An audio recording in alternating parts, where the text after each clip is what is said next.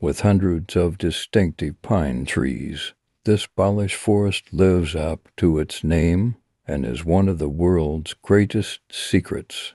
In the 1930s, there were several hundred pine trees, the bases of which had an approximately 90-degree bend, giving them the appearance of fishing implements. Some people think that making the curve of the tree in this way required the use of a technology or a human tool.